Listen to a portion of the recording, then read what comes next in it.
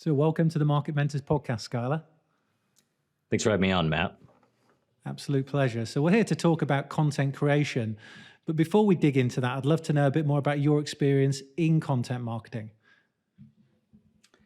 Yeah, so I came into this world from a background in engineering and computer science. Spent a lot of time working on computer science, algorithm problems, things like that. Had a background in philosophy too from college, and was working for a company that they needed a website, they needed content, to attract drivers and clients. They were kind of like a marketplace, and learned about content marketing from there, and found it to be this really interesting intersection between blending data and the kind of elements I'd learned from the programming background, along with the writing and creativity and things like that. So You're one of these unusual people that has the creative and the data side. I think we all have our ways that we lean one way or another, right? But I think that most people kind of box themselves in to thinking that they can't be one or the other. I used to think that I was horrible at math until I was about 23, and I think I read Carol Dweck's book and said, "Okay, I'm not horrible. I'm just lazy." So Good stuff. So I'd be interested to hear your take on this. But I mean, you're obviously talking to lots of companies about content marketing. Why do you think it's so important for companies right now? So I think it's been important for a long time. I think it's extremely important right now because of the way that buying behavior is continuing to evolve over time. And that's why I kind of started the whole inbound model back in early 2005, 2010, something like that.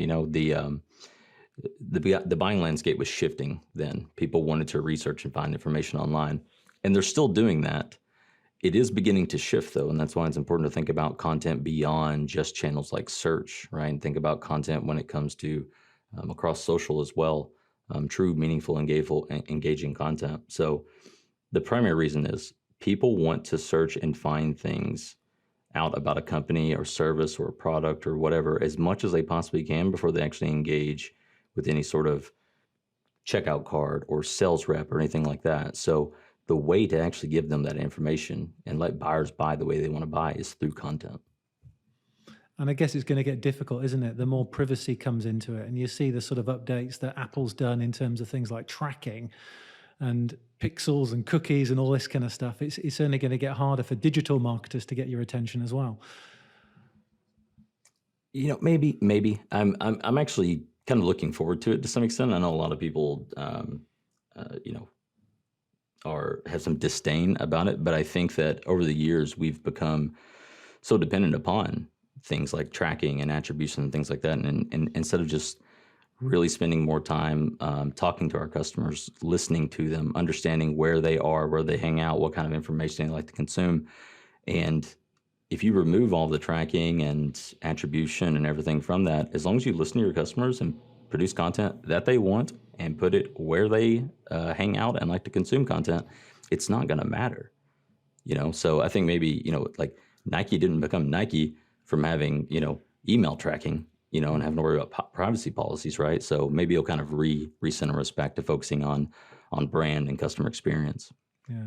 And from your experience then, why do you think most sort of B2B companies don't get content marketing right then?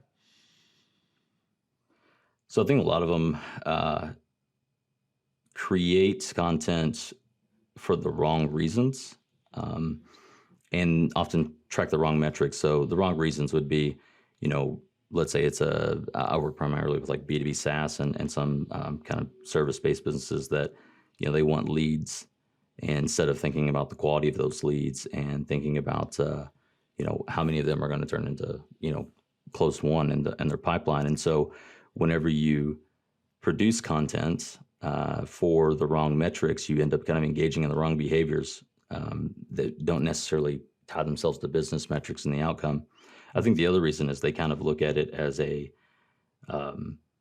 just as like a check in the box a lot of times, especially whenever they're handling content across different platforms. Maybe they're doing really well on one channel and they decide they want to expand to other channels. Instead of focusing on how does the content need to be created, what content needs to be created, and how does it need to be delivered on that channel. They just sort of remix it and produce it across the other channel, which doesn't always, resonate with people, and then they wonder why it doesn't work. So fundamentally, it comes down to they're not listening or talking to their customers really, and maybe aligning themselves with what they want instead of what their customers want. And my belief is that if you align yourself with what your customers want, ultimately it works out best for your business anyway. So. No, indeed. And sort of shifting the conversation now into actually, okay, how do you go about creating content? But before you sort of dive into that content creation piece then, how important is it to understand the business model that you operate in before you can do that? Yeah, 100%. If you don't understand the business model, you're going to end up creating the wrong type of content, or creating it. What we often see is creating it on the wrong channel for distribution. For instance, we focus on like search-driven content from search engines like Google, and if your business model is not something that people search a lot for, or don't necessarily make their buying decisions through that channel, then any content you produce for the channel is just not going to be as impactful. Doesn't mean it can't work.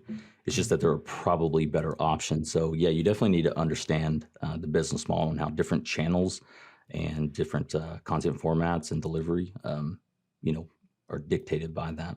Yeah, and we talk to lots of different businesses, from sort of startups right the way to sort of established B2B tech brands. But if you're touching on just what you talked about there, then companies that perhaps don't have a lot of search for the terms that they're around the sort of product or the solution that they're producing, how do you think how does that sort of dictate what they should be doing from a content perspective at a sort of high level then? Yeah, so we often see this in one of two scenarios. Either A, they're trying to create a new category, but they're just doing that because they want to be a new category versus it actually being warranted. And I mean, if that's the case, then you want to try to think about, okay, what's like the closest correlation, or how do your customers actually perceive you and understand you and think about you? And then kind of take that route, at least until you reach critical mass with whatever category you're trying to create, and you kind of build a zeitgeist around it. But the other common scenario, though, is that you want to think about. So let's say you're a very like sales heavy driven company. The type of the content that you want to make is going to be ultimately where do your buyers hang out? Like, do they use social? Do they prefer to read and emails? Do they actually read their emails? How many emails do they get? Right? How many are going to be buried underneath?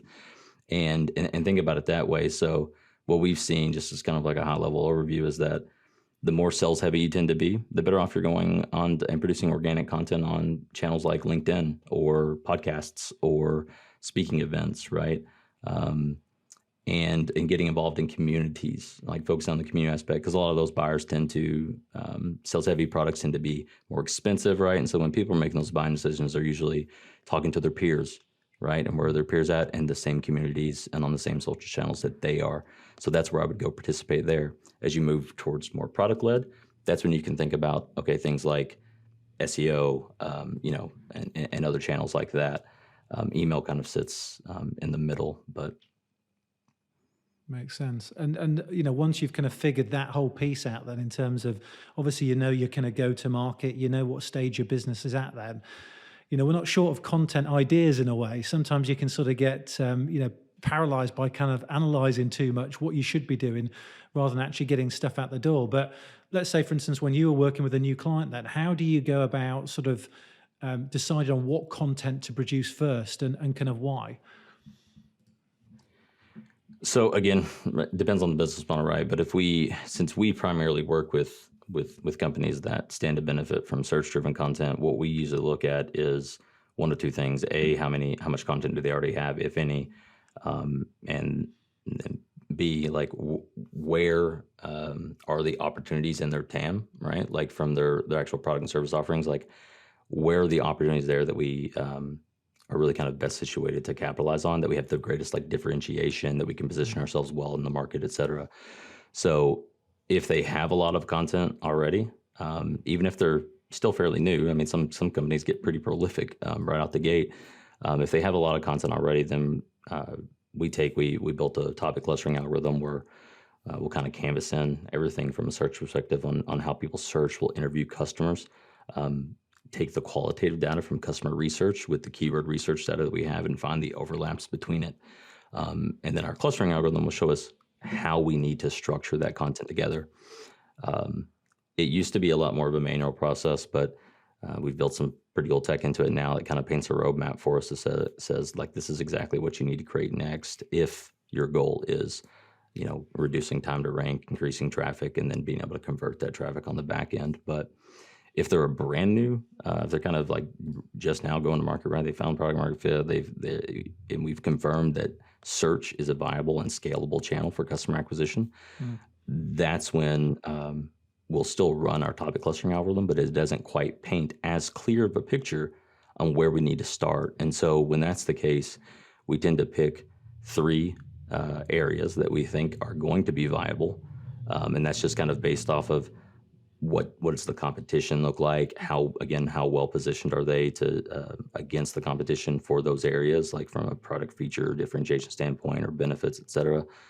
And we kind of tackle all 3 at once, and we start to see not only which one is kind of landing with Google and able to drive in a consistent stream of traffic, but also how much of that traffic is actually converting to either free trial signups and then eventually onto an actual paid user. So you have to kind of balance the 2 between them. But and that's the same across whether they have a lot of content or not. It's just kind of taking a little bit of a gamble versus kind of having a very clear roadmap. Yeah, I guess you've got to test things, haven't you, and experiment with things at the same time as being quite formulaic.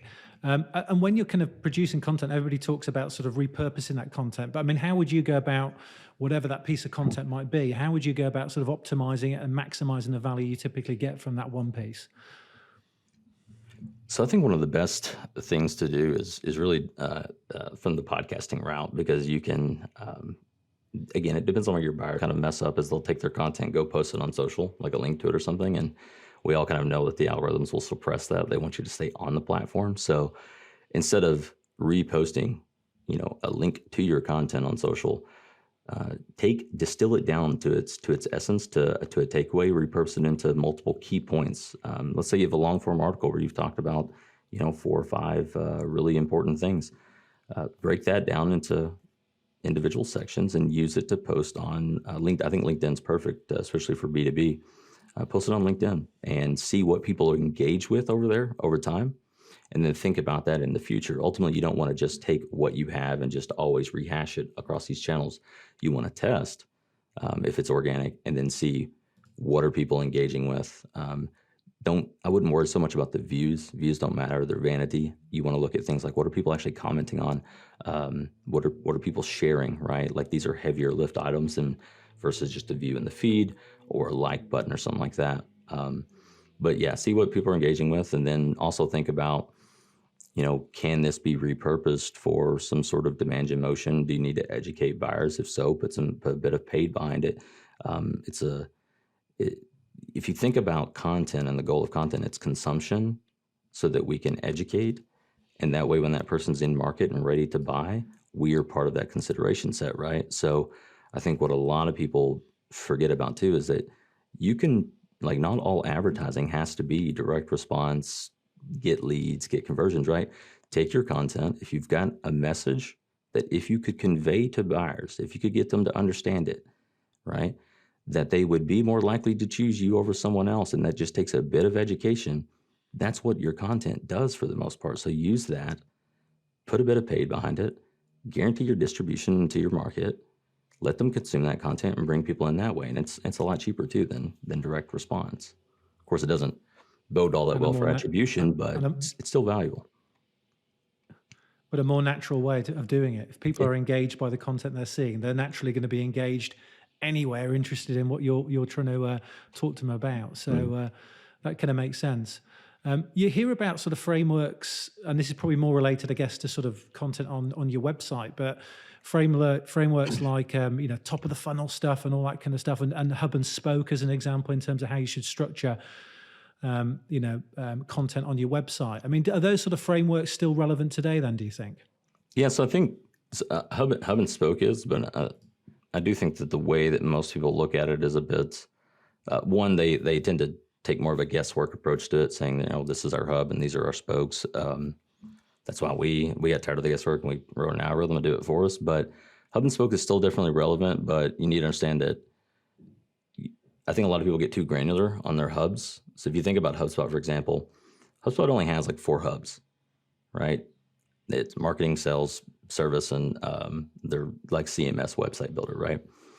And I see a lot of other people when they're building out these hub and spoke strategies is they will think about it in terms of almost like the feature instead of the overarching product. And so what you end up with is a lot of hubs within hubs. But ultimately it all kind of ties back up to that broad category, right? So hub and spoke is still definitely relevant. As far as top of funnel, middle funnel, bottom funnel, I mean, yeah, sure. It depends on your on the way that your business model works, right? If you're very sales heavy, I'd focus more on bottom funnel. If you're it depends on like what does it cost to acquire a customer, what's your ACV, right? What's your CAC payback time, et cetera. Like these are different kind of levers that dictate maybe how you want to acquire traffic. If you take something like, we mentioned this before, like, so if you think about Grammarly, right? When Grammarly first started, I mean, top of funnel is great, right? It's constant user acquisition, but then eventually they need to convert those people into paid users, right? And so now, it's like at that point, they need to start thinking about more middle funnel content and bottom funnel content for organizations to convince people why they might want to upgrade their organization for their team, right? To have a paid business account of Grammarly or something like that. So yeah, I mean, they still definitely apply. I think a lot of people maybe focus too much on top of funnel sometimes, and maybe forget that just a handful of tofu pieces can drive an outsized amount of traffic. But if that traffic doesn't convert, it's a waste, right? But you're often better off probably starting from bottom and working your way up from there. Good stuff. Good stuff. And what about metrics? I mean, we talked a little bit about attribution, didn't we? And sometimes it's hard to attribute everything, isn't it? But from a content marketing perspective, what kind of metrics do you typically track for your B2B clients? So the primary thing we like to look at is revenue. The attributions of things, right, isn't always easy there. The closest that you can get a lot of times, depending on how sophisticated your setup is if you want to take just a basic level where we see a lot of people at, it's, using something like the model comparison tool and looking at a 90-day look back window on first touch. But I think that's actually, maybe even if you do 30 days is sometimes better. Depends on how long your buying cycle is. But as far as other like attribution models go and things like that maybe track every single hit, I mean, a lot of times we just ask customers, like, we'll put on our forms like a free form text field, how did you hear about us, right? And even though oftentimes what they answer is not how they actually heard about us, what they're telling us is the thing that stood out to them the most. What was the most impactful thing that they actually remember? And that's what we care about, is what did they actually remember? Because if they don't remember everything else, then I guess it wasn't, they didn't leave much of an impression, right? So we'll kind of gather that qualitative data there. And once we started doing that, things got opened up a lot of insights. We were working with a customer that helps CEOs and other like successful people write their books. And when we began asking this question, we found a lot of the attribution data was just off the mark. It was leaning more towards, I heard about you on this podcast. I heard about you from my friend when we were having wine. You get a lot of insight there that you don't get from attribution. I would tie them both together, but ultimately, if you bring those both together and tie it all the way through the pipeline, you want to track it to actual revenue. So if you get a lead, right, and once you pass it over to sales, or once it's going, if you're more product led, like once they sign up for a free trial, like continue to track that through the full cycle until they actually become a paid customer, and even beyond that too, which is where I think a lot of marketers kind of maybe stop at like the MQL area. But yeah, we focus on revenue, and been playing around with pipeline velocity too a little bit from Chris Walker over at Refined Labs, since it's a pretty useful formula as well. Yeah, well, I think most sort of forms from attribution sort of have the usual sort of tick boxes, don't they? Where did you hear from us? One might be LinkedIn, and that doesn't necessarily mean what was it within LinkedIn that captured your attention and made you convert. Where I think some of the more sort of not necessarily sophisticated marketers, but it's kind of touching on what you just said there. It's okay, you heard us on LinkedIn, but I'm interested to understand what was it that you saw on LinkedIn that attracted you to us. So it just gives you a little bit more qualitative type stuff rather than just the quantitative tick in the LinkedIn box. Yeah. What about sort of tools then? You know, we're drowned in tools these days, I guess, aren't we? But what sort of content marketing tools could you not live with? What sort of content marketing tools do you use? So Ahrefs is a big one for us, just for keyword research purposes and Search Console. Obviously, we take a lot of that data and built our own in-house tool. We couldn't live without that now. It's too useful for us and it's saved us a lot of time and gotten us a lot of good results. So that's one we definitely couldn't live without. Beyond that, I mean, you know, I would say it's really just standard like communication tools, and anything to do with like that we can actually use to record. We found Gong to be extremely helpful for whenever writers are writing content, especially when the writer is not a subject matter expert, to go and actually interview a subject matter expert and collect those insights and be able to kind of reflect back on it. But you can use a lot of other tools. You don't have to use Gong. It's just we have to use Gong for sales, and we're like, okay, we can turn around and use this for for customer research and for subject matter expertise for interviews with them, right? So beyond that, it's your standard set, right? Like Google Docs. ClearScope is a big one. We really love ClearScope, but yeah.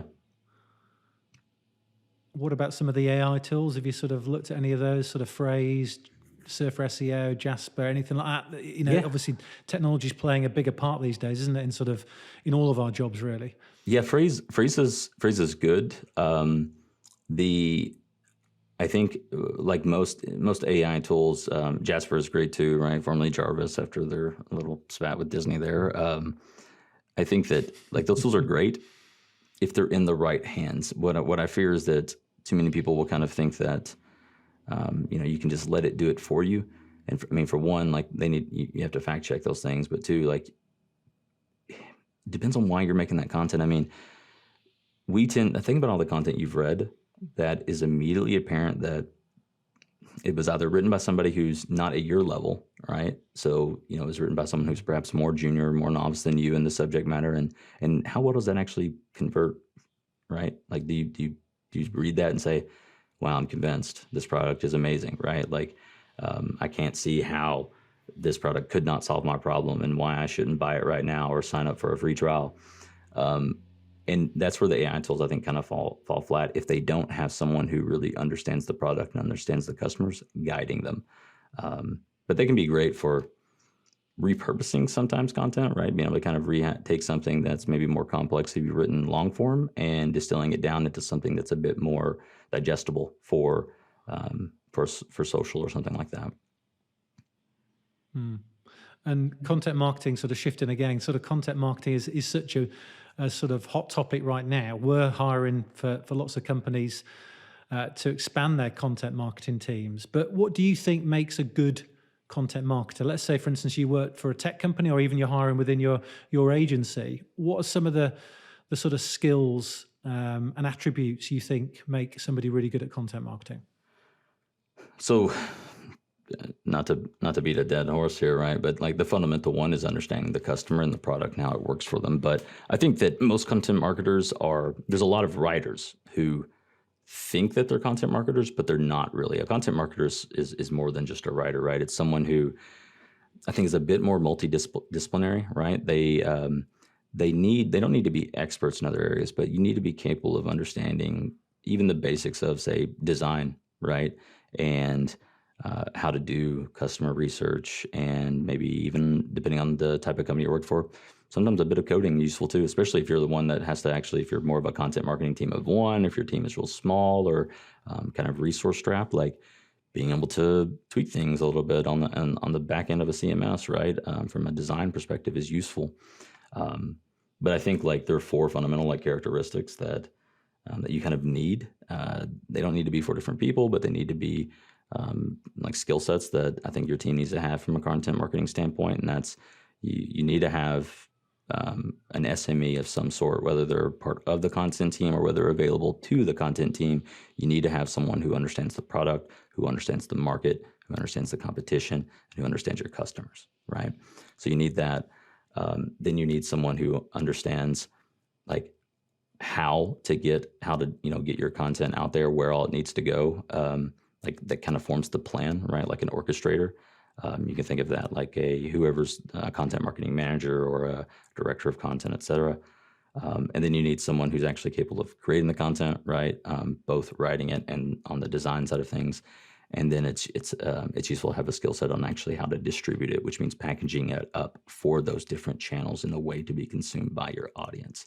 So again, those don't have to be 4 different people, but if you can find 2 people, right, that have kind of a balance of each skill set, or maybe have the 3, and then you've got a subject matter expert available, then I think that you can execute very, very well.